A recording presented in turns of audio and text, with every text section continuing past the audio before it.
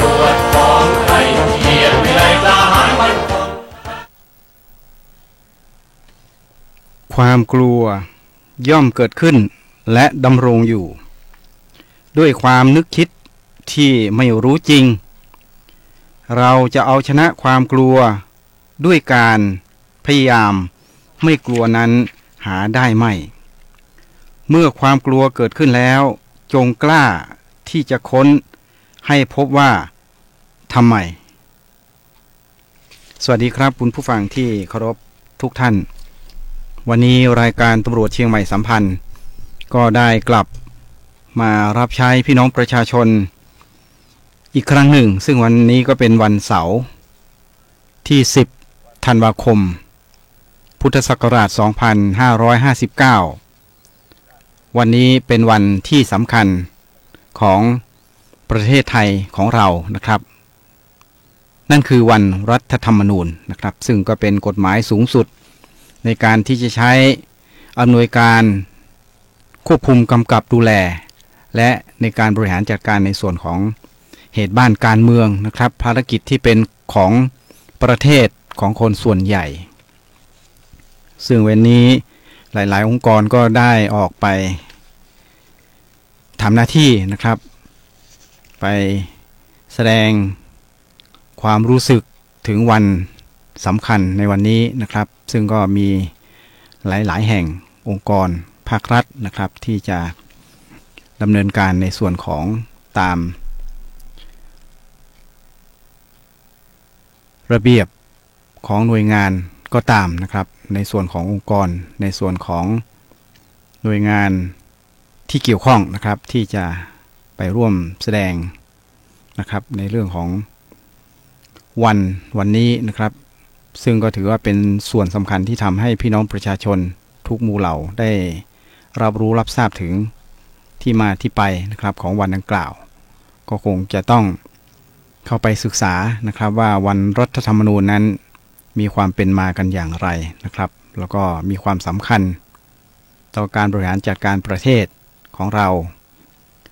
มากน้อยเพียงใดนะครับอันนี้ต้องไปศึกษาในส่วนของประวัติศาสตร์แต่ทั้งนี้ทั้งนั้นก็เรียนคุณผู้ฟังในรายการให้รับรู้รับทราบกันด้วยว่าวันรัฐธรรมนูญนั้นถือว่าเป็นวันที่สำคัญนะครับเพราะว่ากฎหมายรัฐธรรมนูญนั้นก็เป็นกฎหมายอันสูงสุดของการบริหารจัดการหรือการปกครองประเทศนะครับที่จะให้ได้เป็นไปตามแนวทางคันลองที่เป็นสิ่งที่ดีนะครับซึ่งตรงนี้เราก็คงจะต้องศึกษาเรียนรู้นะครับติดตามในเรื่องของกฎหมายรัฐธรรมนูญนะครับซึ่งก็จะได้เห็นนะครับในอีกไม่ช้านี้นะครับว่ากฎหมายรัฐธรรมนูญของบ้านเรานั้นจะเป็นอย่างไรนะครับผู้มีหน้าที่เกี่ยวข้องก็คงจะต้องดำเนินการในส่วนที่เกี่ยวข้องกันต่อไปเพื่อให้เกิดการพัฒนาสร้างสรรค์ไปในทางที่ดีนะครับสำหรับประเทศไทยแล้วก็พี่น้องประชาชนชาวไทยของเราต่อไปรายการตำรวจเชียงใหม่สัมพันธ์นั้นก็มีทุกวันเสาร์นะครับมีทุกวันเสาร์ซึ่งเสาร์ที่แล้วก็ถือว่าเป็นเสาร์แรกนะครับในส่วนของผู้ดำเนินรายการครับที่ได้เริ่มมาทำหน้าที่นะครับซึ่งก็ที่ผ่านไปนั้นก็เป็นช่วงที่ทุกท่านก็คงจะได้ทราบกันนะครับว่าหลายๆสถานีนั้นก็ต้องมอบเวลานะครับให้กับทางสถานีไปในภารกิจที่คนไทยนะครับก็จะต้องให้ความสำคัญในการที่จะ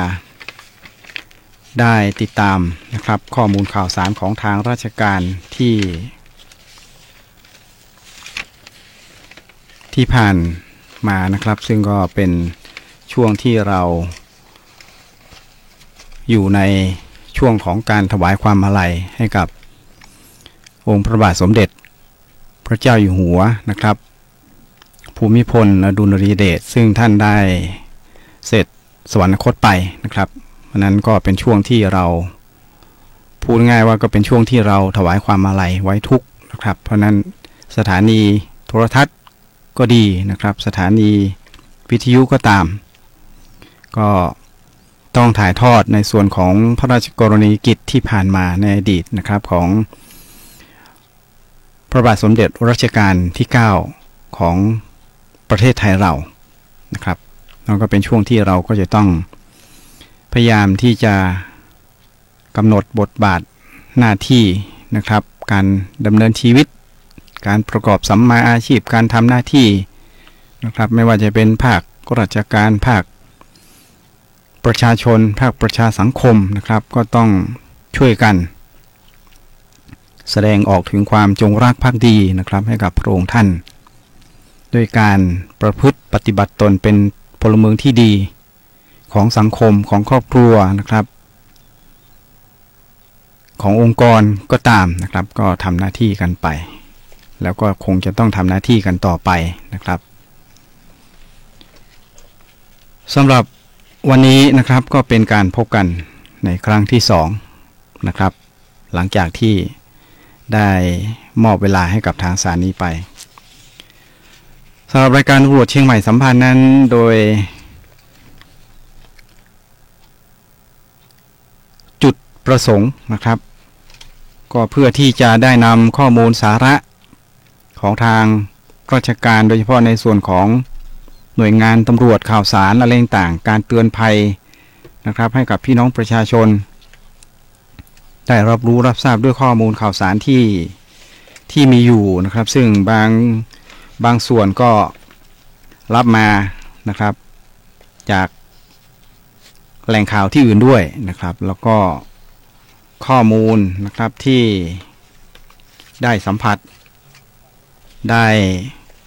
ดำเนินการเข้าไปเกี่ยวข้องก็จะนำมาเล่าให้กับคุณผู้ฟังได้ฟังกันนะครับซึ่งก็มีสาระที่เป็นประโยชน์นะครับโดยเฉพาะในช่วงนี้ก็ต้องเรียนคุณผู้ฟังด้วยเพราะว่ามันเข้าสู่ในช่วงของฤดูหนาวนะครับอากาศก็เย็นลงไปเรื่อยๆนะครับซึ่งก็ไม่รู้ว่าบรรยากาศแบบนี้นะครับจะดำรงคงอยู่ยาวนานไปกี่วันกี่สัปดาห์นะครับหรือกี่เดือนเพราะนั้นเรื่องของดินฟ้าอากาศก็เป็นเรื่องที่เราจะมองข้ามไม่ได้เช่นกันนะครับเพราะว่ามันเป็นเรื่องของความสมบูรณ์พูนสุขของครอบครัวเราของร่างกายนะครับการมีร่างกายที่แข็งแรงที่สมบูรณ์นะครับมีพลังใจที่เข้มแข็งก็เป็นส่วนหนึ่งที่จะนำไปสู่ผลสำฤทธิ์ในการดำเนินชีวิตของเราด้วยนะครับเพราะว่าถ้าร่างกายของเราอ่อนแอเป็นหวัดหรือเป็นเจ็บไข้ได้ป่วยอะไรก็ตามนะครับมันทำให้เราท้อถอยได้นะครับเพราะนั้นการดำเนินชีวิตรากฐานที่ดีนะครับในการที่จะปฏิบัติหน้าที่อะไรก็ตามต้องใช้ร่างกายที่มีความพร้อมมีความสมบูรณ์นะครับไม่ว่าจะเป็นนักกีฬาอย่างที่วัน2วันผ่านมานะครับเราก็จะเห็นว่ามีการแข่งขันกีฬาฟุตบอลนะครับทีมไทยกับทีมประเทศเพื่อนบ้านของเราเพราะนั้นเราก็จะเห็นว่าการที่มีร่างกายที่ดีนะครับมีการฟิตซ้อมมีความพร้อมมีความสมบูรณ์อย่างเต็มที่นั้นมันก็ทำให้มีโอกาสที่จะได้รับชัยชนะนะครับแต่ว่าทั้งนี้ทั้งนั้นเราไม่ได้หมายความว่าคู่แข่งเขาอ่อนแอกว่าเรานะครับแต่ว่าเขาอาจจะมีโอกาสในการที่เอาชนะคู่ต่อสู้นั้นโอกาสเขาอาจจะมีน้อยนะครับแต่ว่าไม่ได้หมายถึงว่าเขาด้อยประสิทธิภาพในเรื่องของร่างกายเพราะนั้นคนที่มีความพร้อมมี พลังกายพลังใจที่เข้มแข็งก็สามารถที่จะทำอะไรก็ได้นะครับแล้วก็ความสำเร็จก็มีโอกาสสูงเหมือนอย่างเช่นที่ได้พูดถึงกีฬาฟุตบอลที่ผ่านมาเมื่อวัน2 วันนะครับเราก็จะเห็นว่าต่อสู้กันนี่โอ้ฟุตบอลประเทศไทยกับประเทศเมียนมานี่โอ้ฝีเท้าของนักกีฬาเนี่ยไม่แตกต่างกันนะครับคุณผู้ฟังไปย้อนภาพดูก็จะเห็นว่าเขามีความแข็งแกร่งมีเรี่ยวแรงนะครับมีทักษะที่พัฒนาการที่มากขึ้นเพราะฉะนั้นเราจึงสรุปได้ว่าความพร้อมของร่างกายนั้นนำมาสู่ความสำเร็จนะครับในชีวิตประจำวันของเราเพราะว่าถ้าเรามีกำลังกายกำลังใจที่เข้มแข็งมันก็มีพลังในการที่จะคิดไตร่ตรองนะครับพิจารณาว่าในวันหนึ่งจะทำอะไรทำธุรกิจหน้าที่การงานจะเป็นนิสิตนักศึกษาก็จะมีพลังกายพลังใจในการที่จะอ่านตำรับตำรานะครับที่จะสอบเพื่อให้สอบผ่านสำเร็จการศึกษาหรือว่าบุตรหลานของพี่น้องประชาชนนะครับก็จะมีพลังในการที่จะเดินไปสู่การสอบคัดเลือกเพื่อทำหน้าที่ในองค์กรต่างๆไม่ว่าจะเป็นภาคธุรกิจภาคองค์กรของรัฐหรืออะไรก็ตามนะครับมันมีความสำเร็จนั้นก็ต้องเรียนคุณผู้ฟังนะครับฟังรายการวันนี้ผมก็นำประเด็นที่เป็นหลักๆวันนี้ก็คืออยากจะฝากคุณผู้ฟังไว้สัก3 เรื่องนะครับเท่าที่เวลาจะเอื้ออำนวยนะครับเหมือนชื่อเลยนะครับ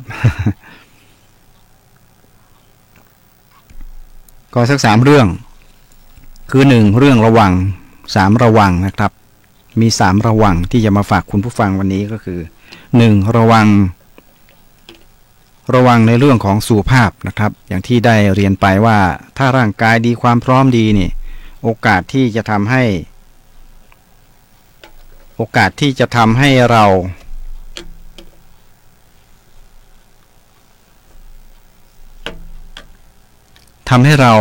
ประสบผลสำเร็จนะครับได้รับชัยชนะนี่มีสูง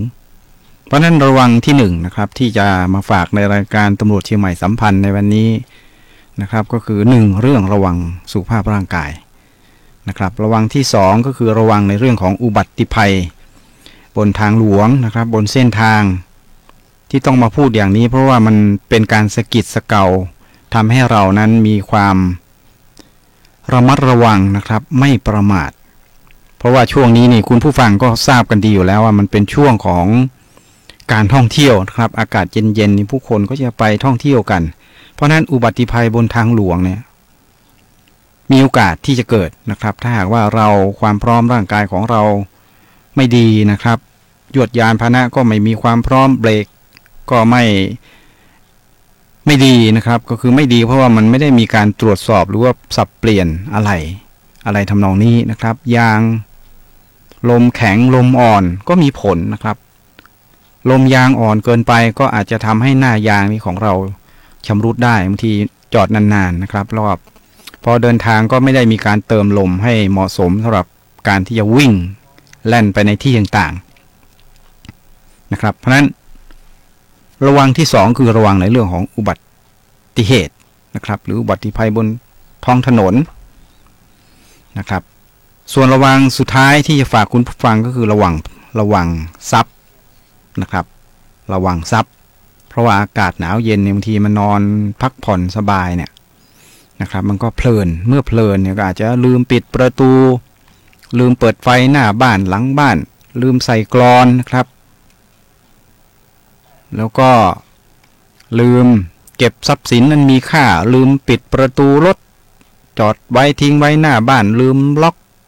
ประตูรถอะไรทำนองนี้นะครับซึ่งมันล้วนแต่มีความเสี่ยงต่อการที่เราจะถูก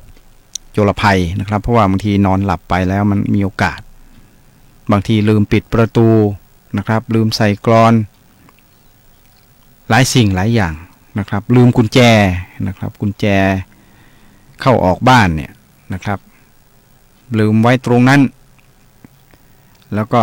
ขยับเอามาไว้ตรงนี้นี่เอาไว้หลายที่ไว้หลายแห่งสับสนไปหมด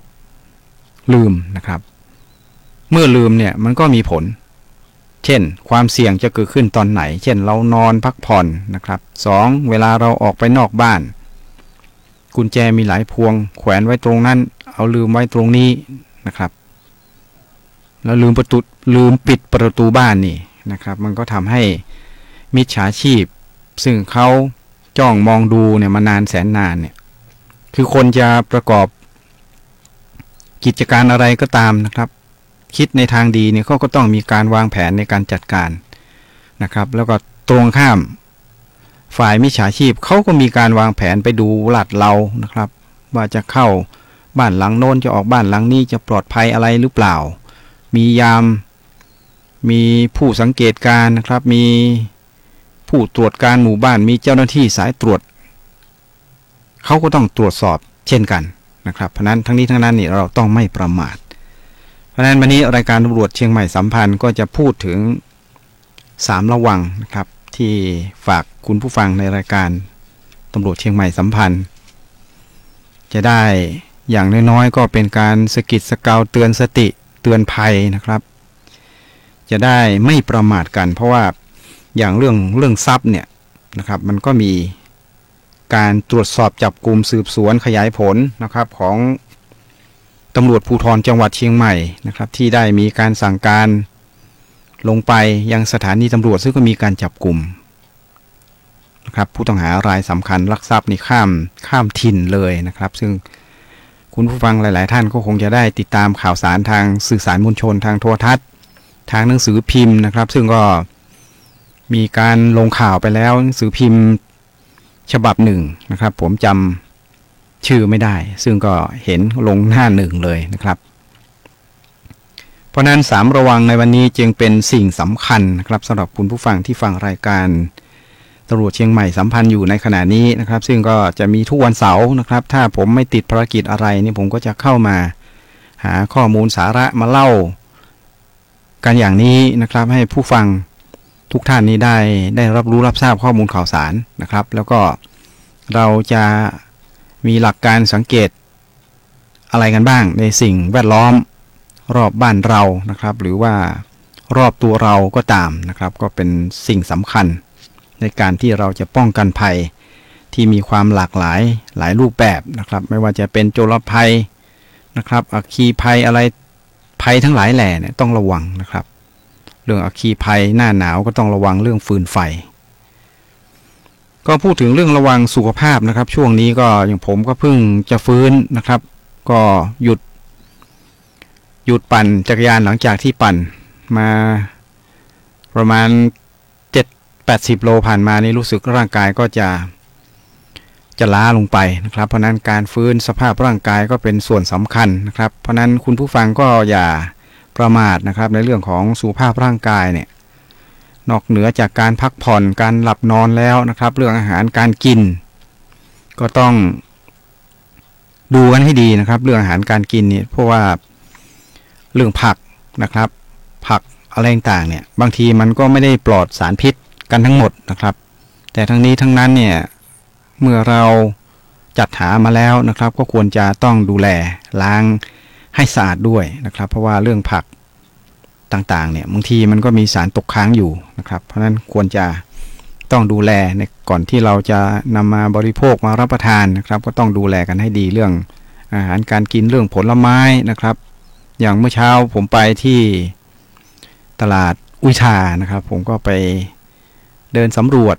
ดูตามตลาดเขามีผักมีอะไรหรือเปล่าก็หาซื้อเพื่อที่จะได้มาจัดหาปรุงแต่งเป็นอาหารนะครับก็ไปเห็นพุทรานะครับเขานำมาขายถามไปถามมาผมก็มองดูพุทราทำไมพุทรามีสีเขียวกับสีน้ำตาลปนกันนะครับเหมือนกับพุทราที่มันช้ำนะครับคุณผู้ฟังก็คงจะเคยสังเกตเห็นว่าเวลาอย่างเราซื้อมะม่วงเนี่ยถ้ามันมีรอยช้ำมันก็จะมีเป็นสีน้ำตาลไหม้นะครับหรือว่าอาจจะมีรอยช้ำมันจะเห็นอยู่แต่พุทรานี่เป็นพุทราที่มาจากประเทศจีนนะครับคุณผู้ฟัง ผมก็เพิ่งเห็นเมื่อเช้านี้คือปกติเราก็จะหาซื้อผลไม้ทั่วไปนะครับเพราะว่าเราเป็นคนดูแลเรื่องสุขภาพการขับถ่ายนะครับเพราะว่าระวังเรื่องสุขภาพเนี่ยเราก็ต้องดูแลในเรื่องของการขับถ่ายนะครับการรับประทานอาหารเนี่ยก็ต้องดูนะครับว่าอย่างเช่นไปซื้อปลาเผานะครับผมก็เป็นคนหนึ่งที่จะไม่ทานหนังปลานะครับเพราะว่ามันก็มีไขมันและยิ่งปลาเผาเนี่ยคุณผู้ฟังก็จะเห็นว่ามันมีจุดที่เขาเผาอ่ะมันจะดำๆไหม้เกรียมติดตามรอบๆตัวปลาเวลาผมทานเนี่ยผมก็จะทำน้ำจิ้มก็จะลอกไอ้ที่ดำๆเนี่ยออกหมดนะครับเพราะนั้นผมก็จะดึงเอาออกก็จะเอาเนื้อด้านในเท่านั้นเองเพราะฉะนั้นในเรื่องของการบริโภคผลไม้หรือว่าอาหารการกินอะไรก็ตามนะครับถ้าเราได้สังเกตนะครับเช่นเราซื้อผักมาเราซื้อมาจากแหล่งไหนอย่างไรถ้าเราไม่เชื่อนะครับว่ามันจะมีสารตกค้างอะไรหรือเปล่าเราก็สามารถที่จะเอามาล้างนะครับมาล้างอาจจะแช่ด่างทับทิมอะไรก็แล้วแต่นะครับแล้วแต่ก็ต้องศึกษาดูว่ามันควรจะใส่มากน้อยเพียงใดแต่ทั้งนี้ทั้งนั้นเนี่ยจากที่ผมได้รับรู้รับทราบมาจากผู้มีประสบการณ์เขาบอกเวลาล้างผักเนี่ยนะครับคุณผู้ฟังควรจะล้างในลักษณะที่ให้น้ำเนี่ยมันผ่านผักของเราเนี่ยลงไปด้านล่างไม่ใช่ว่าเอาน้ำใส่ในกระมังแล้วเอาผักไปแช่ถูไปถูมาอะไรลักษณะนี้นะครับ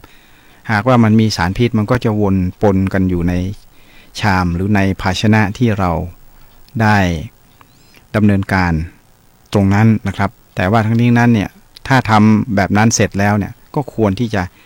เอามาล้างผ่านน้ำนะครับผ่านน้ำเช่นเปิดก๊อกน้ำประปาเนี่ยให้น้ำมันผ่านไหลลงไปด้านล่างนะครับมันก็จะทำให้สารหรือสิ่งตกค้างเนี่ยมันหลุดออกไปได้แล้วเมื่อเรานำเอามาผึ่งนะครับหรือว่าเอามาพักเพื่อให้มันน้ำเนี่ยมันเสด็จออกไปให้หมดเนี่ย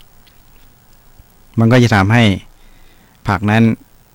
ทำให้เรามีความเชื่อมั่นหรือผลไม้ตรงนั้นเนี่ยทำให้เรามีความเชื่อมั่นว่ามันไม่มีสิ่งตกค้างนะครับเมื่อเรานำมาบริโภคก็จะทำให้เกิดความปลอดภัยนะครับเพราะเรื่องอาหารการกินนะครับเรื่องการออกกำลังกายการปั่นจักรยานหรือการวิ่งอะไรก็ตามนะครับก็ต้องดูกันให้ดีนะครับเรื่องสุขภาพร่างกายเนี่ยเราต้องระวังเช่นบางท่านอาจจะปั่นจักรยานตอนกลางค่ำกลางคืนนะครับก็ควรที่จะต้องดูว่าเบรกยางของเรามันมั่นคงแข็งแรงหรือเปล่าควรจะมีไฟส่งสัญญาณนะครับเตือนให้ยวดยานที่ผ่านไปมานั้นได้สังเกตเห็นนะครับเพราะว่าผมเห็นมีคนหนุ่มคนสาวเนี่ยปั่นจักรยานบางทีเนี่ยตอนเย็นๆเนี่ยไม่มีสัญญาณนะครับติดท้ายเนี่ยบางทีมันอันตรายนะครับเกิดว่ารถมาเฉี่ยวชนเนี่ยก็จะมีผลต่อสุขภาพร่างกายของเราได้เช่นกันนะครับถ้าหากว่าได้รับบาดเจ็บแค่เฉี่ยวก็ถือว่าเป็นโชคดีไปแต่ถ้าหากว่าเป็นรถยนต์ในเฉี่ยวชนเนี่ยผมว่าความเสี่ยงที่เราจะได้รับบาดเจ็บสาหัสเนี่ยมีสูงนะครับแล้วโอกาสที่จะเสียชีวิตนี่ก็มีสูงได้เช่นกันแล้วก็ไม่ใช่ว่ามันไม่เคยมีเหตุการณ์แบบนี้เกิดขึ้นนะครับเพราะฉะนั้นคุณผู้ฟังลงไปเข้าไปดูสื่อออนไลน์เนี่ยลองเช็คดูอุบัติเหตุเนี่ยนะครับเขียนเข้าไปในระบบคอมพิวเตอร์นะครับเข้าไปดูของ YouTube อะไรก็แล้วแต่เนี่ยเราก็จะเห็นนะครับว่าอุบัติเหตุของแต่ละเหตุการณ์เนี่ยมันมีโอกาสที่จะได้รับบาดเจ็บเสียชีวิตมีสูงมากนะครับโดยเฉพาะผู้ที่วิ่งออกกำลังกายก็เคยมีนะครับเคยมีรถยนต์เนี่ยซึ่งเมาหลับในหรืออะไรก็ตามเนี่ยมาพุ่งชนนะครับพุ่งชนจนคนที่วิ่งออกกำลังกายตอนเช้าเนี่ยถึงตกลงไปในท้องร่องนะครับข้างถนนเสียชีวิตมาแล้วก็หลายรายนะครับก็หลายรายอันนี้มันเป็นเหตุการณ์จริงที่ว่าเราจะต้องระมัดระวังด้วยนะครับในเรื่องของการระวังเรื่องสุขภาพร่างกายของเราเรื่องอากาศเรื่องมลพิษอะไรต่างๆนะครับเรื่องที่พักที่อยู่อาศัยต้องมีความสะอาดนะครับต้องดูเรื่องหมัดเห็บลิ้นไรอะไรต่างๆนะครับรวมถึงในเรื่องของสัตว์เลื้อยคลานด้วยก็ต้องระวังนะครับประเภทที่เก็บ สิ่งของไว้เยอะแยะมีตำรับตำรานะครับเก็บไว้ด้านล่างบางทีเนี่ยเอาไปพักไว้แล้วก็มันมีช่องอยู่นะครับมีช่องอยู่แล้วก็พวกสัตว์เลื้อยคลานเนี่ยมันก็จะหาที่อยู่นะครับไม่ว่าจะเป็นหนูไม่ว่าจะเป็นจิ้งจกตุ๊กแกแม้กระทั่งงูนะครับงูนี่ก็ต้องระมัดระวังเพราะว่างูนี่บางทีมันไม่มีที่อยู่มันก็จะหาที่อยู่อย่างที่ได้กล่าวไปซึ่งก็มีภาพคลิปนะครับที่มีงูนี่เข้าไปอยู่ในช่องเก็บของนะครับที่เก็บรองเท้านี่นะครับแล้วก็ยังไม่พอมีงูโผล่เข้าไปถึงในห้องน้ำด้วยนะครับซึ่งก็เป็นเรื่องจริงที่เกิดปัญหามาแล้วนะครับคนเข้าไปใช้ห้องน้ำผลปรากฏมีงูพุ่งออกมาจากห้องน้ำเพราะว่าพอกดน้ำลงไปงูก็พุ่งสวนออกมานะครับแล้วก็มางับตรงอวัยวะสำคัญของเราเนี่ยซึ่งมันเป็นเรื่องที่น่าหวาดเสียวนะครับแล้วก็เราก็ไม่ควรที่จะให้มีเหตุการณ์แบบนี้เกิดขึ้นในบ้านช่องห้องหอของเรานะครับต้องระวังนี่ก็ต้องเตือนภัยในเรื่องของสุขภาพร่างกายเรื่องดินฟ้าอากาศนะครับเรื่องการพักผ่อนหลับนอนนะครับก็ควรที่จะต้องมีการดูแลเรื่องความสะอาดที่หลับที่นอนนะครับแล้วก็คงจะต้องระมัดระวังในเรื่องของยุงด้วยนะครับเพราะว่าหลายๆแห่งก็มีน้ำท่วมขังอยู่นะครับก็จะมียุงไปไข่นะครับทำให้แพร่พันธุ์แล้วก็ถ้าหากว่าเป็นยุงลายซึ่งก็มีความเสี่ยงนะครับมีอันตรายเวลามากัดเราก็อาจจะทำให้เราเป็น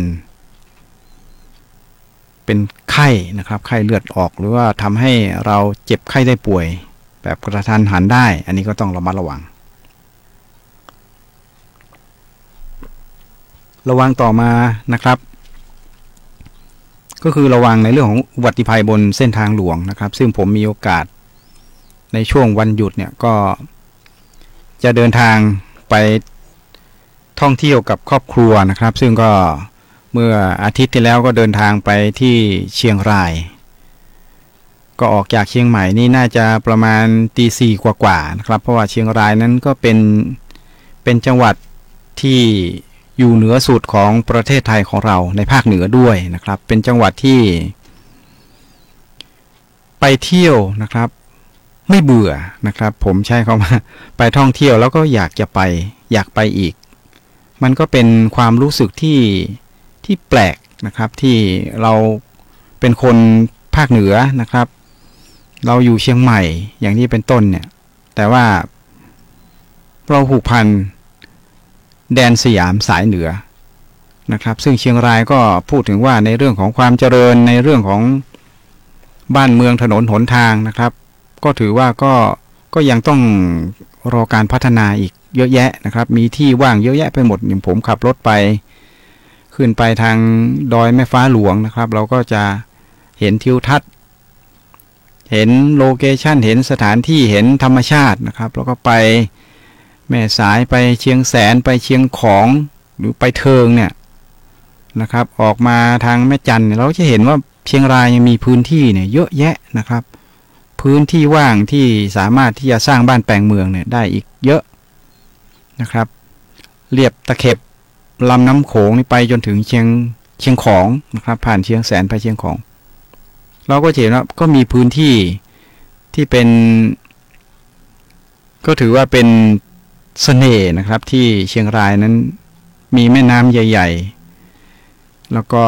ติดรอยตะเข็บเนี่ยเป็นระยะทางหลายกิโลเมตรนะครับมันก็เป็นทิวทัศน์ที่น่าท่องเที่ยวนะครับแล้วก็อยู่ระหว่างมีแม่น้ำขั้นกลางระหว่างประเทศลาวนะครับกับประเทศไทยแล้วก็ทางแม่สายนะครับก็จะมีน้ำกกมีแม่น้ำกกกั้นระหว่างประเทศพม่ากับประเทศไทยนะครับนี่มันเป็นเสน่ห์อย่างหนึ่งที่เราได้ไปแต่ทั้งนี้ทั้งนั้นเนี่ยสิ่งที่จะพูดเรานอกเหนือจากสถานที่ท่องเที่ยวแล้วการเดินทางไปในจุดต่างๆเนี่ยนะครับอย่างเช่นขึ้นดอยแม่ฟ้าหลวงดอยตุงเนี่ยนะครับคุณผู้ฟังสิ่งที่เห็นเนี่ยก็คือว่ายานพาหนะนี่เยอะแยะไปหมดขึ้นลงเขานะครับแล้วก็ถนนแคบเนี่ยมันมีโอกาสที่จะทำให้เกิดอุบัติภัยนะครับ ทุกคนก็จะมุ่งเป้ากันไปในที่ต่างๆไม่ว่าจะไปภูชีฟ้าก็ดีนะครับไปขึ้นดอยแม่สลองนะครับหรือไปอีกหลายๆแห่งทุกคนจะมีเป้าหมายในวันหยุดเนี่ยเหมือนกันนะครับแล้วก็ทุกคนก็จะพุ่งเป้าหมายว่าเรามาจากเชียงใหม่เราจะไปที่ไหนบ้างนะครับเรามาจากลำปางเราจะไปที่โน่นไปที่นี่แล้วก็พี่น้องประชาชนอีกหลายจังหวัดก็จะมีความคิดเห็นที่เป็นส่วนตัวเนี่ยในการที่จะไปท่องเที่ยวในที่ต่างๆเนี่ย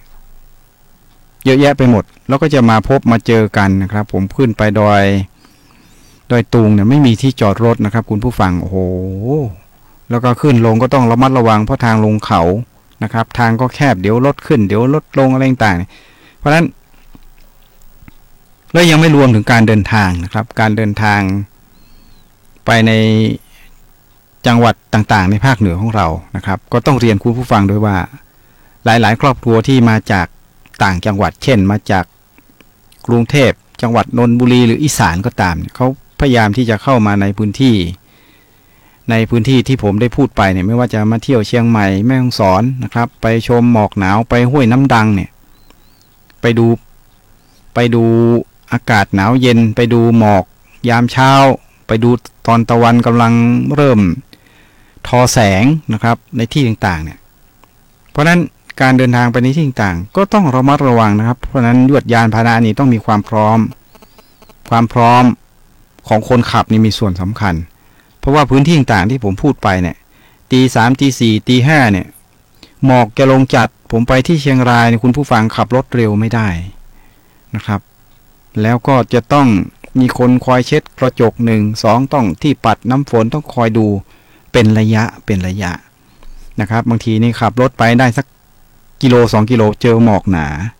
นะครับเพราะนั้นโอกาสที่จะเกิดอุบัติเหตุเนี่ยถ้าหากว่าเราประมาทมีโอกาสเกิดขึ้นสูงนะครับเพราะว่าบางทีนี่รถที่วิ่งสวนกันมาเนี่ยบางคันเขาเปิดไฟนะครับเขาเปิดไฟตัดหมอกก็ทำให้เรามองเห็นอย่างน้อยในประมาณสัก500 เมตรก็พอมองเห็นอยู่นะครับแต่ว่าถ้าเป็นมอเตอร์ไซค์หรือคนเดินถนนข้างทางเนี่ยโอ้โหถ้าเราขับเร็วนะครับไม่สังเกตหรือว่าร่างกายไม่พร้อมสายตาไม่ดีเนี่ยโอกาสที่จะเกิดอุบัติเหตุเราอาจจะไปชนมอเตอร์ไซค์ชนคนเดินข้ามถนนหรืออาจจะไปเฉี่ยวชนที่รถซึ่งมาจากตรงข้ามเนี่ยมีโอกาสสูงนะครับผมไปหลายแห่งนี้เลยเห็นสภาพตามที่ได้เรียนให้คุณผู้ฟังทราบนี่ว่าการเดินทางในวันหยุดไปในที่ต่างๆในช่วงนี้อากาศหนาวเย็นต้องระมัดระวังนะครับในเรื่องของสุขภาพร่างกายความพร้อมการพักผ่อนยวดยานพาหนะสายตานะครับแล้วก็ถ้าเป็นไปได้นี่ก็อย่าขับคนเดียวควรอย่างน้อยเนี่ยต้องมีผู้ช่วยอีกสักคนนะครับอย่างเช่นผมไปเชียงรายเนี่ยผมก็จะมีลูกนะครับลูกชายอีกคนลูกเขยนะครับอยู่ในครอบครัวเดียวกันก็จะเปลี่ยนการขับอย่างน้อยสักชั่วโมง2 ชั่วโมงแล้วก็เปลี่ยนกันนะครับเปลี่ยนกันคนครึ่งชั่วโมงอะไรก็แล้วแต่ถ้ามันเพลียมันล้าต้องเปลี่ยนนะครับถึงแม้ว่าเราจะเดินทางระยะใกล้ก็ตามเพราะว่าอันนี้เป็นการเซฟนะครับเป็นการป้องกันในเรื่องของอุบัติภัยบนทางหลวงเราไม่ชนเขามาชนเรานะครับเพราะฉะนั้นความพร้อมร่างกายเป็นส่วนสำคัญแล้วก็การบริหารจัดการในการเดินทางก็เป็นส่วนสำคัญเช่นต้องมีการสับเปลี่ยนอย่างที่ได้กล่าวไปนะครับนอกจากนั้นแล้วควรจะต้องมีเสื้อกันหนาวนะครับเสื้อกันหนาวที่มีความหนาพอสมควรนะครับเพราะว่าผมไปเที่ยวมานี่ผมถึงได้เรียนรู้ว่าประสบการณ์ในการเดินทางในเรื่องของการระมัดระวังในเรื่องของภัยหนาวนะครับในเรื่องของความอุ่นของร่างกายเนี่ยมันทำให้สถานการณ์ในการเดินทางของเรานั้นเป็นไปได้อย่างมีความสุขนะครับเพราะว่าถ้าขับรถไปในสภาวะที่อากาศหนาวเย็นเนี่ยร่างกายมันเกร็งกล้ามเนื้อมันรู้สึกว่ามันไม่คล่องตัวมันก็ทำให้เรามีโอกาสที่อาจจะเกิดอุบัติภัยได้เช่นกันนะครับเพราะนั้นระวังเรื่องอุบัติภัยในช่วงของวันหยุดนะครับอย่างอาทิตย์นี้ก็จะมีวันหยุดในวันจันทร์อีก1 วันนะครับสำหรับข้าราชการซึ่งก็ ชดเชยนะครับชดเชยวันรัฐธรรมนูญนะครับเพราะฉะนั้นวันจันทร์ก็เท่าที่ทราบก็จะเป็นวันหยุดอีก1วันเพราะฉะนั้นอาทิตย์นี้ก็จะเป็นวันหยุดยาวนะครับแล้วถัดมานี่ปลายปีนี้อีกนะครับก็จะมีวันหยุดยาวอีกเพราะฉะนั้นวันหยุดยาวในช่วงที่เป็นช่วงฤดูหนาวอย่างที่สถานการณ์ที่เป็นอยู่อย่างปัจจุบันนี้นะครับเราก็จะต้องเตรียมความพร้อมในเรื่องของการเดินทางให้ดีนะครับการเดินทางให้ดีไม่ว่าจะมีผ้าห่มมีเสื้อกันหนาวนะครับมีอุปกรณ์ในการเดินทางมีอุปกรณ์ในการที่จะตรวจสอบอากาศอะไรก็แล้วแต่นะครับหรือว่ามีไฟฉายหากว่าต้องเดินทางกลางค่ำกลางคืนเนี่ยอาจจะต้องใช้ไฟฉายในบางสถานการณ์นะครับเช่นอาจจะจอดพักรถในจุดใดจุดหนึ่งเนี่ยซึ่งมันห่างจากจุดชุมชนเราก็ควรจะต้องมีแสงสว่างด้วยอันนี้เป็นเรื่องสำคัญนะครับคุณผู้ฟังเพราะว่าฤดูการท่องเที่ยวแน่นอนพี่น้องประชาชนหลายจังหวัดก็จะเดินทางข้ามถิ่นฐานนะครับข้ามถิ่นฐานกันไปท่องเที่ยวไปพักผ่อนกันตามอัธยาศัยนะครับเพราะนั้นก็จะมียวดยานพาหนะไปในที่ต่างๆเยอะแยะไปหมดเพราะนั้นสิ่งที่เราจะต้องระวังในเรื่องของอุบัติภัยนะครับอุบัติเหตุก็ต้องเตรียมความพร้อมร่างกายสายตานะครับต้องพักผ่อนหลับนอนให้ดีแล้วก็ควรจะมีอุปกรณ์เสริมไปด้วยนะครับเช่นมียางอะไหล่อะไรก็แล้วแต่นะครับต้องมีถ้าการเดินทางไปในจุดที่สำคัญอาจจะต้องมีน้ำมันนะครับสำรองติดไปด้วยเผื่อน้ำมันหมดครับก็ต้องดูกันให้ดีนอกจากนั้นก็ควรจะต้องมีปัจจัยนะครับมีเงินสำหรับที่จะใช้จ่ายพอสมควรนะครับแล้วก็ไม่ควรที่จะพกพาเงินทองเป็นจำนวนมากนะครับไปในที่ต่างๆก็ต้องดูกันให้ดีนะครับเวลาเราไปจอดรถในที่ต่างๆก็ต้องดูว่าจอดในที่ปลอดภัยไหมล็อกประตูหรือเปล่านะครับตรงนี้เป็นสิ่งสำคัญที่เราก็จะต้องระมัดระวังด้วยเพราะว่าอาจจะล็อกประตูไม่แน่นบางทีอาจจะมีมิจฉาชีพเนี่ยถือโอกาสนะครับแฝงตัวเข้ามาทำเป็นนักท่องเที่ยวเบียดเข้ามาแล้วมาขยับประตูรถของเราเนี่ยเพราะว่าเราเก็บทรัพย์สินเงินทองอะไรไว้ในรถหมดนะครับเช่นกล้องถ่ายรูปกล้องวิดีโอโทรศัพท์หรือว่ากระเป๋าตังค์นะครับเก็บไว้ในรถแล้วก็ไปเดินเที่ยวอย่างนี้เป็นต้นเมื่อกลับมานี่รถไม่หายนะครับแต่ว่าทรัพย์สินในรถหายไปหมดอันนี้ก็ต้องระมัดระวังด้วยเช่นกันอันนี้ก็เป็นสิ่งที่นำมาฝากนะครับในส่วนของระวังที่2ในเรื่องของระวังเรื่องสุขภาพระวังในเรื่องของอุบัติภัยนะครับอันนี้ก็เป็นเรื่องสำคัญที่ต้องเรียนให้คุณผู้ฟังที่ฟังรายการตำรวจเชียงใหม่สัมพันธ์อยู่ในขณะนี้นะครับควรที่จะต้องตระหนักไว้ด้วยแล้วก็สิ่งสำคัญอีกอย่างหนึ่งก็คืออยากจะฝากไว้ในกรณีที่นำบุตรหลานเดินทางไปด้วยเนี่ยบางทีไปในที่ต่างๆเนี่ยบางทีผู้คนมันเยอะนะครับบางทีพลัดหูพลัดตากันเนี่ยก็ควรที่จะต้องมีเบอร์โทรศัพท์นะครับเขียนใส่กระเป๋าเสื้อบุตรหลานของเรานะครับเอาเจ้าตัวเล็กไปด้วยเนี่ยบางทีเขาซุกซนเขาอยากเห็นนนเห็นนี่เขาวิ่งไปบางทีก็พลัดหูพลัดตาผู้ปกครองนะครับคือพ่อแม่นี่จะไปทางหนึ่งส่วนลูกก็จะไปอีกทางหนึ่งอาจจะไปดูต้นไม้ใบหญ้าดูทิวทัศน์พ่อก็จะไปถ่ายรูปไปกราบไหว้พระนะครับส่วนลูกก็จะไปเล่นของเล่นนะครับบางทีนี่พ่อแม่ก็ไม่ได้ตามใจก็บอกว่าอยู่ตรงนี้ก่อนเดี๋ยวพ่อกับแม่จะเข้าห้องน้ำนะครับหรือว่าอาจจะไปไหว้พระตรงนั้นลูกอยู่ตรงนี้นะพอออกมาหายไปไหนไม่รู้นะครับแล้วก็ผู้คนก็เยอะอันนี้ต้องระวังนะครับต้องระวังเพราะว่าเราไปในที่ต่างๆเนี่ยเราก็ไม่รู้ว่าคนดีคนร้ายเนี่ยหน้าตาเขาเป็นอย่างไรนะครับเพราะว่าเราก็ดูมันเหมือนกันไปหมดก็คือเป็นนักท่องเที่ยวนะครับแต่ว่าเราไม่รู้ว่านักท่องเที่ยวนั้นมีโจรภัยมาท่องเที่ยวกับเราด้วยหรือเปล่าอันนี้เขาก็ไม่ได้บอกเรานะครับเขาก็ไม่ได้บอกเราเราก็จะสังเกตเนี่ยมันก็สังเกตยากนะครับเพราะนั้นการระมัดระวังจึงเป็นสิ่งที่เราควรจะต้องให้ความสำคัญนะครับต้องให้ความสำคัญนอกจากนั้นเครื่องมือโทรศัพท์อะไรต่างๆเนี่ย ในการเดินทางบางทีเดินไปทางซ้ายไปทางขวาเดินไปไม่พร้อมกันเนี่ยก็ควรจะต้องเปิดโทรศัพท์ด้วยนะครับเปิดโทรศัพท์บางทีเนี่ยอาจจะตามหากันไม่เจอนะครับพัดหลงหูหลงตากันญาติมากันเยอะแยะเนี่ยนะครับบางทีนี่ขึ้นรถนี่ผมเห็นเลยผมเห็นนะครับอย่างรถนำเที่ยวเนี่ยนะครับคุณผู้ฟังบางทีเนี่ยเขารับผู้โดยสารมาทั้งหมดสมมุติว่า35คนนะครับมาจากเมืองนนท์นะครับแล้วก็ไปเที่ยวจังหวัดเชียงรายอาจจะไปแวะปั๊มนะครับส่งผู้โดยสารเนี่ยไปพักผ่อนไปดื่มน้ำชากาแฟไปยืดเส้นยืดสายเข้าห้องน้ำอะไรก็แล้วแต่เนี่ยผลปรากฏว่าคนมันเยอะบางปั๊มนี่คนเยอะจริงๆนะครับคนเยอะอย่างผมเคยไปที่อำเภอปายนะครับคือบริเวณปั๊มน้ำมันเนี่ยมันก็จะมีปั๊มใหญ่ที่ปายรู้สึกจะมีปั๊มปตท.ถ้าใครเคยไปเที่ยวที่อำเภอปายเนี่ยไปเที่ยวห้วยน้ำดังต้องไปแวะที่ปั๊มที่ผมได้กล่าวถึงเนี่ยปั๊มเขาก็จะไม่ค่อยกว้างเท่าไหร่นะครับนาเขตบริเวณพื้นที่แต่ว่าผู้คนเนี่ยรถยวดยานพาหนะรถยนต์นี่จอดกันเบียดเสียดกันไปหมดรถตู้รถบัสรถประจำทางนะครับห้องน้ำก็อาจจะไม่พอผลปรากฏว่าก็บางทีเนี่ยคนที่มาจากต่างจังหวัดเนี่ยเข้าไปท่องเที่ยวในหลายๆพื้นที่เนี่ยบางทีเขาก็อาจจะอยากที่จะไปดูนะครับไปชมพื้นที่ที่เขาได้ไปสัมผัสอยู่ผลปรากฏว่าก็ไปเพลินนะครับพอไปเพลินเนี่ยผลปรากฏว่ารถก็จะออกนะครับรถก็จะออกแล้วไปไกลเกินไปเนี่ยมันตะโกนหากันไม่เจอนะครับแล้วก็คนขับรถนี่เขาก็ไม่ได้ขอเบอร์ของผู้โดยสารไว้ด้วยผลปรากฏว่ารถก็จะออกนะครับเขาก็ประกาศหาคนลำดับที่35นี่อยู่ไหนนะครับประกาศอยู่ผมก็มองดูว่า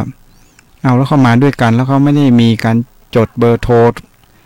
โทรศัพท์อะไรไว้หรือเปล่าเนี่ยก็ต้องมาตามเรียกหากันยังไม่พอนะครับก็เลยต้องประกาศทางลำโพงนะครับลำโพงของรถเนี่ยก็ดังลั่นเลยนะครับคุณป้าหมายเลข35อยู่ไหนรถจะออกแล้วเนี่ย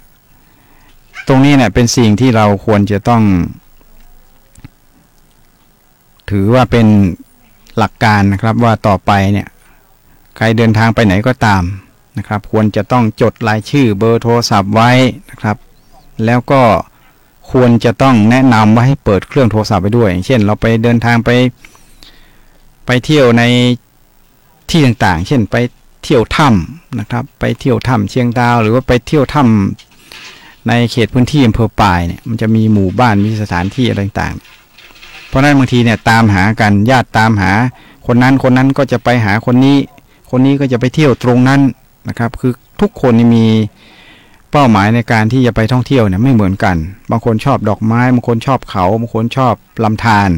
ก็อยากจะไปดูนะครับทีนี้เมื่อไปดูเนี่ยก็ควรที่ต้องมีการนัดแนะกันไว้ว่าเมื่อไปแล้วจุดรวมพลจุดนัดพบอยู่ตรงไหนนะครับแล้วเมื่อตามหากันไม่เจอนะครับก็ควรที่จะต้องติดต่อทางโทรศัพท์ไม่ควรปิดโทรศัพท์เพราะว่าไปเที่ยวในสถานที่ท่องเที่ยวที่เป็นธรรมชาติเนี่ยบางทีมันพลัดหลงหรือว่าอาจจะไปเกิดประสบอุบัติภัยประสบอุบัติเหตุตกไหลเขานะครับตกบันไดได้รับบาดเจ็บช่วยเหลือตัวเองไม่ได้เนี่ยสิ่งสำคัญที่สุดก็คือเบอร์โทรของพวกทีมงานญาติพี่น้องที่ไปด้วยกันนะครับต้องมีการประสานงานกันด้วยว่าตอนเนี้ยไปอยู่ตรงไหนบางทีกำลังถ่ายรูปอยู่ตรงหน้าผาชะง่อนหินตรงนี้นะไปเจอกันตรงไหนแปลงดอกไม้นะครับหรือร้านกาแฟอะไรก็แล้วแต่ต้องมีจุดนัดพบที่ดีนะครับก็จะทำให้การท่องเที่ยวไปในที่ต่างๆนั้นเกิดความปลอดภัยนะครับแล้วก็มีความสุขสนุกสนานกันตามสมควรนะครับนี่คือสิ่งที่ก็ฝากกันไว้นะครับสำหรับคุณผู้ฟังสุดท้ายนะครับตอนนี้เวลารายการตำรวจเชียงใหม่สัมพันธ์ก็ผ่านมานะครับผ่านมาแล้วก็ประมาณ50นาทีตอนนี้เวลา 13 นาฬิกานะครับกับอีก49นาทีนะครับคุณผู้ฟังก็กำลังอยู่ในรายการตำรวจเชียงใหม่สัมพันธ์นะครับซึ่งมีผมร้อยตำรวจโทอำนวยนะครับทำหน้าที่เป็นผู้ดำเนินรายการ เตือนถัดมาเตือนที่3นะครับก็คือเตือนภัยนะครับที่พูดเตือนภัยอย่างนี้เนี่ยคุณผู้ฟังก็ต้องเรียนกันไว้ด้วยนะครับเพราะว่าในช่วงเมื่อวันที่4นะครับที่จะพูดถึงในเรื่องของระวังภัยเนี่ยเพื่อป้องกันโจรภัยเนี่ยเมื่อวันที่4นะครับวันที่4ธันวาคม2559ที่ผ่านมานะครับวันนี้ก็วันที่10แล้วนะครับวันที่10ผ่านมาได้ประมาณ6วันนะครับตำรวจภูธรจังหวัดเชียงใหม่นะครับโดยการมอบหมายของท่านพันตำรวจเอกสรายุทธสงวนโพไข่นะครับรักษาราชการแทนผู้บังคับการตำรวจภูธรจังหวัดเชียงใหม่ก็ได้มอบหมายสั่งการให้พันตำรวจเอกปิยพันธ์ภัทรพงศ์ศิลป์รองผู้บังคับการตำรวจภูธรจังหวัดเชียงใหม่แล้วก็พันตำรวจเอกปกรณ์ผาทองผู้กำกับสืบสวนตำรวจภูธรจังหวัดเชียงใหม่แล้วก็ในส่วนของทีมงานฝ่ายสืบสวนตำรวจภูธรจังหวัดเชียงใหม่นะครับร่วมกับทางสภ.เมืองเชียงใหม่ก็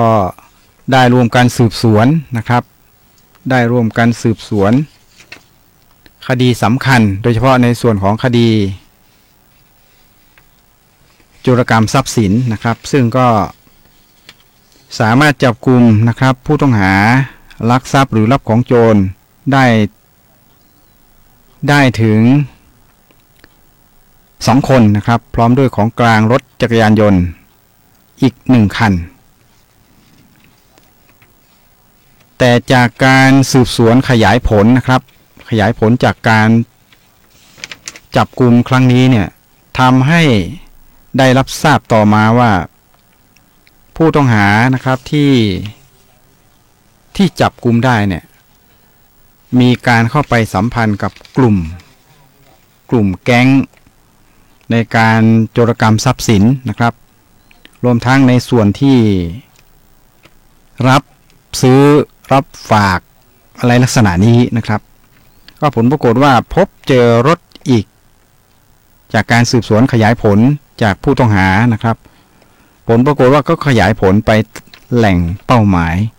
ก็พบรถจักรยานยนต์ที่ไม่มีเอกสารการครอบครองไม่ทราบที่มาที่ไปนะครับอีก10คันนะครับอีก10คันซึ่งตอนนี้ก็มีการตรวจยึดนะครับไว้ที่สภ.ช้างเผือกเพราะฉะนั้นพี่น้องประชาชนท่านใดที่มีรถสูญหายหรือว่าอยากจะดูว่ามีรถของตนเองหรือของญาติพี่น้องเนี่ยอยู่ในจำนวนนั้นหรือเปล่านะครับก็ลองไปประสานดูนะครับเพราะฉะนั้นเนี่ยเราจะเห็นได้ว่ากลุ่มแก๊งมิจฉาชีพต่างๆในจังหวัดเชียงใหม่ของเราเนี่ยมันมีหลายกลุ่มไม่ว่าจะเป็นกลุ่มที่โจรกรรมทรัพย์สินตามบ้านช่องห้องหอก็ตามนะครับในกลุ่มที่โจรกรรมรถจักรยานยนต์พวกนี้ก็อีกส่วนหนึ่งเพราะนั้นสิ่งที่จะฝากเตือนภัยคุณผู้ฟังนั้นนะครับสำคัญจำเป็นจริงๆอย่างเช่นเนี่ยอย่างเราอยู่ตามหอพักนะครับอันนี้ก็คงต้องฝากไปยังพี่น้องประชาชนที่มีบุตรหลานเป็นนิสิตนักศึกษาไปอยู่ตามหอพักเนี่ยบางทีพ่อแม่เนี่ยไม่มีเวลาที่จะไปรับส่งลูกนะครับก็ซื้อมอเตอร์ไซค์เดี๋ยวนี้ก็ไม่ได้ถูกๆนะครับราคานี่เหยียบแสนก็มีนะครับลดราคาอย่างแพงมีความแรงสูงเนี่ยเพราะฉะนั้นเมื่อซื้อรถให้บุตรหลานไปแล้วสิ่งสำคัญนะครับก็ควรจะต้องแนะนำตักเตือนบุตรหลานด้วยว่าในกรณีที่นำรถไปใช้ตามหอพักอะไรต่างๆเนี่ยต้องดูนะครับว่ารถของเราควรจะเซฟเก็บไว้ตรงไหนอย่างไรเพื่อเกิดความปลอดภัยนะครับแล้วก็ควรจะมีโซ่มีที่ล็อกตามสถานประกอบการหอพักเนี่ยควรจะต้องฝากประชาสัมพันธ์ไปยังผู้ที่ประกอบสถานประกอบการต่างๆนะครับบ้านพักหรือว่าเป็นที่อยู่อาศัยบ้านเช่าอะไรก็ตามเนี่ยนะครับควรที่จะมีรปภ.ดูแลนะครับมีกล้อง CCTV คอยตรวจสอบแล้วก็มีราวสำหรับที่ผู้พักอาศัยเนี่ยจะได้ล็อกมอเตอร์ไซค์นะครับมีโซ่คล้องด้วยกุญแจที่มีความหนาแน่นเพื่อป้องกันทรัพย์สินต่างๆเหล่านี้นะครับ แล้วสิ่งที่จะต้องระมัดระวังก็คือว่า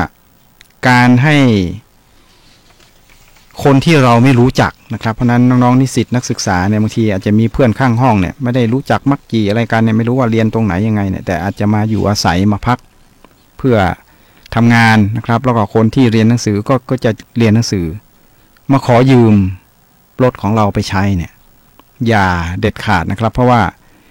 มีโอกาสที่เขาจะเอากุญแจเนี่ยไปก๊อปปี้นะครับไปก๊อปปี้แล้วก็ถือโอกาสเนี่ยมาโจรกรรมบางทีเราซื้อมาใหม่เนี่ยได้สัก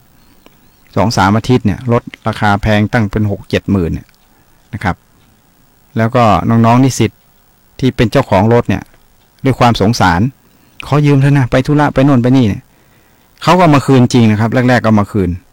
บางทีครั้งที่2ยืมหายไปเลยไอ้ที่ยืมแล้วมาคืนเนี่ยก็ต้องระวังนะครับเพราะว่าบางทีเขาอาจจะเอากุญแจเนี่ยไปก๊อปมาเรียบร้อยแล้วทีนี้พอเราเผลอเราอาจจะหลับนอนเนี่ยเขาถือโอกาสที่อยู่ใกล้ห้องเคียงเขาอยู่ห้องพักใกล้เคียงกันเนี่ยเขาก็ถือโอกาสย่องนะครับย่องลงมาแล้วบางทีก็วางเล่เพทุบายเป็นอย่างดีนะครับขนย้ายข้าวของไปหมดแล้วนะครับแล้วก็จะออกไปในคืนวันที่เขาจะโจรกรรมรถคันนั้นแหละตรงนี้ต้องระวังนะครับเพราะนั้นไม่จำเป็นอย่าให้ยืมนะครับถ้ายังไงขับไปส่งยังจะดีกว่าว่าคุณจะไปที่ไหนนะครับขับไปส่งปากซอยคุณไปต่อเองไม่ต้องไป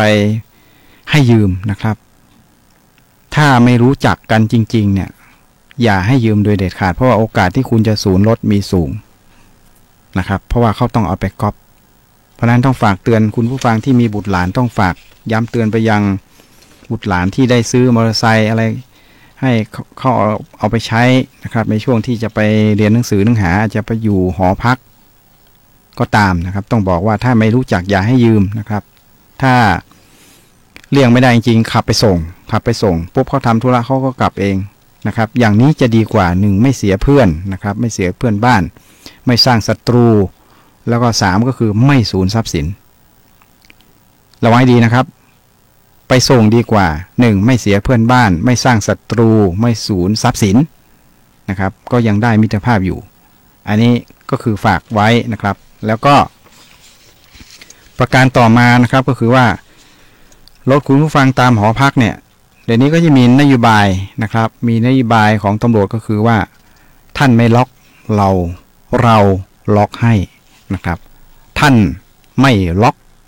ตำรวจล็อกให้อันนี้เป็นโครงการของสถานีตำรวจนะครับที่จะจัดสายตรวจไปตรวจตามสถานที่ต่างๆเนี่ยแล้วก็อาจจะไปพบเจอรถจอดของน้องๆลูกหลานของคุณผู้ฟังนะครับจอดในที่ต่างๆไปซื้อของไปอะไรก็ตามเนี่ยไปเห็นรถจอดนะครับเห็นรถจอดอยู่บางทีก็หาตัวเจ้าของไม่เจอนะครับเสียบกุญแจคาไว้เจ้าที่เข้าไปพบเนี่ยเขาก็จะเอากุญแจล็อกรถคันนั้นไว้นะครับล็อกคันนั้นไว้อย่างนี้เป็นต้น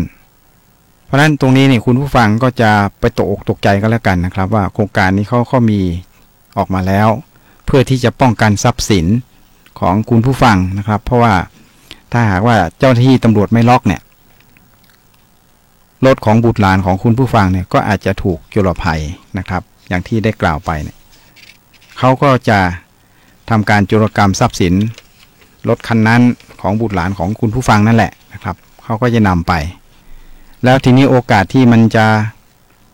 ได้คืนนะครับมันก็อาจจะช้านะครับเพราะฉะนั้นมันก็จะมีด้วยเหตุผลหลายสิ่งหลายอย่างที่จะทำให้การติดตามสืบสวนนั้นประสบผลสำเร็จมันก็จะมีในเรื่องของพยานหลักฐานต่างๆนะครับเพราะนั้นก็สิ่งสำคัญที่สุดก็อยากจะฝากเตือนคุณผู้ฟังว่ามีบ้านช่องห้องหอแล้วถ้าหากว่าจะเสียสละทรัพย์สินสักเล็กสักน้อยนะครับไปซื้อระบบ CCTV เนี่ยมาติดไว้หน้าบ้านของเรานะครับก็จะทำให้เรานั้นสามารถที่จะรู้ว่ามีใครนะครับเป็นบุคคลต้องสงสัยเนี่ยมายืนอยู่หน้าบ้านของเรามาด้อมๆมองๆนะครับหรือว่าแม้กระทั่งในหมู่บ้านชุมชนเนี่ยคุณผู้ฟังต้องดูให้ดีนะครับว่าหมู่บ้านเราปกติเนี่ยไม่มีช่างประปามาเล่หาซ่อมไม่มีคนมาซื้อของเก่ามาเล่หาซื้อของเก่าเพราะว่าหมู่บ้านตามชุมชนต่างๆเนี่ยที่เขาทำขึ้นมาเนี่ยนะครับโอกาสที่มันจะมีของเก่าเนี่ยมันจะไม่ค่อยมี บ้านใหม่หมู่บ้านใหม่ก็จะมีของใหม่ๆแต่เผอิญว่าผ่านมาไม่รู้กี่ปีนะครับมีคนมาเข็นรถหาซื้อของเก่าเนี่ยเพราะนั้นน่ะใครที่เป็นรปภ.ดูแลหมู่บ้านก็ต้องสังเกตนะครับว่ามาได้ยังไงเก็บข้อมูลไว้ถ่ายภาพไว้ว่าคุณเข้ามาในหมู่บ้านนี้ได้ยังไงมาจากไหนหมู่บ้านนี้ไม่มีของเก่านะครับก็ต้องสอบถามที่มาที่ไปจดชื่อดูป้ายดูอะไรถ้าหากไม่แน่ใจ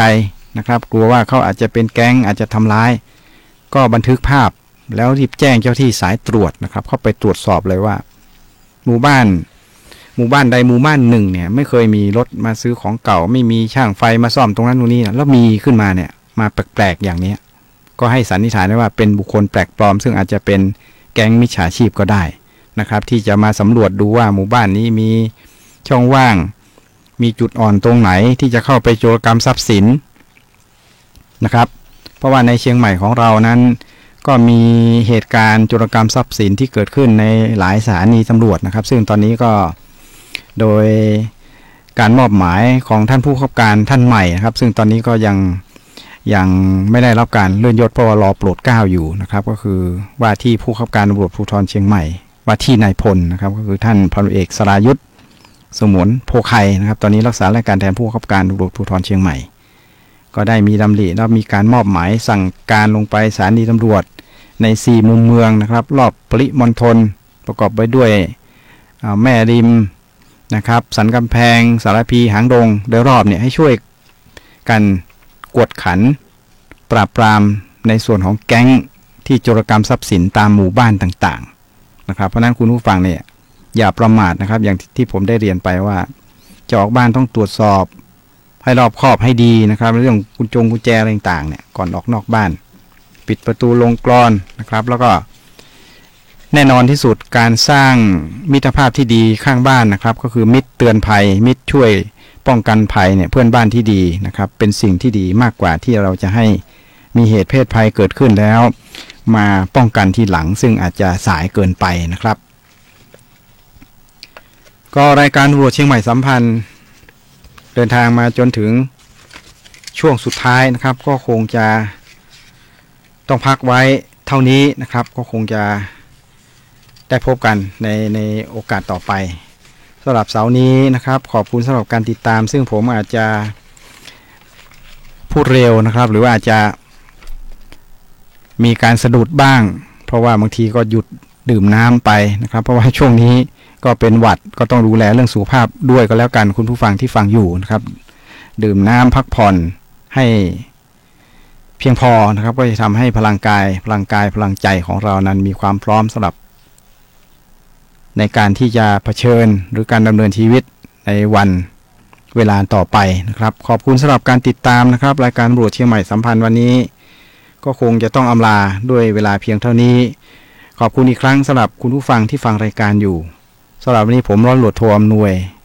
ธีรวาฒนะครับกับรายการตำรวจเชียงใหม่สัมพันธ์ลาไปก่อนจนกว่าจะพบกันใหม่โชคดีนะครับรักษาสุขภาพกันไว้นะครับแล้วก็ขอให้มีเงินร่ำรวยนะครับสำหรับวันนี้ขอบคุณสวัสดีครับ